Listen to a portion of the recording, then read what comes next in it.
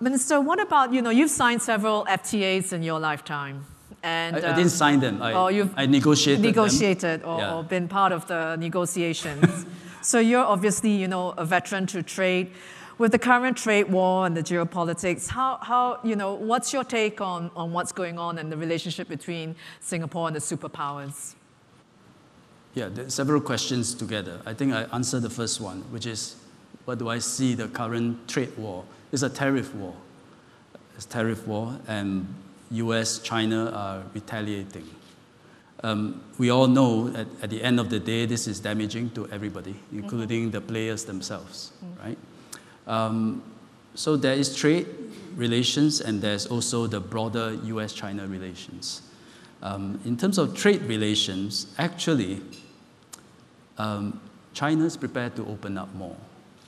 Shortly after the US announced that it will levy 25% tariff on 50 billion, I think, on Chinese imports, I was then in Boao during the Boao Forum, and President Xi Jinping was giving a speech, and he said China will continue to open up. Yeah? And in this era, China will open up even more. So my view is that a better deal is on the table.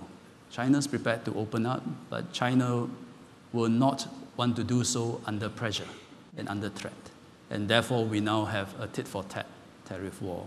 My worry for the longer term is that trade discussions are important. It's part and parcel of the regional architecture, global architecture that we will need for big powers to engage each other.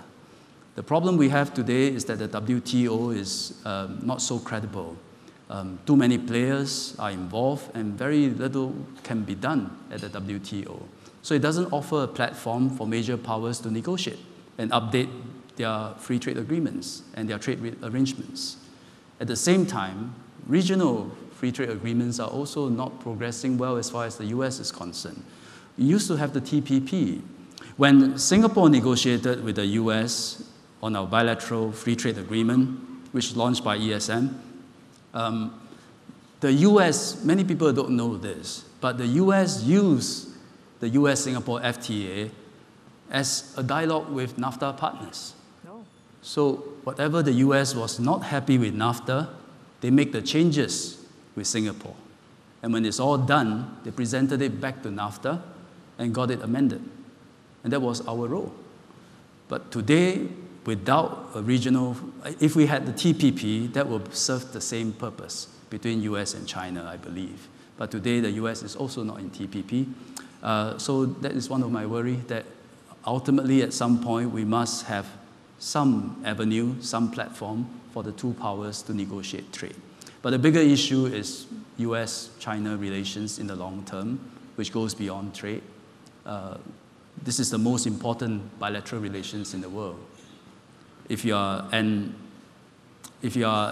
the US and you feel that China is emerging and challenging the US, it's probably not the correct view and not representative of Chinese view.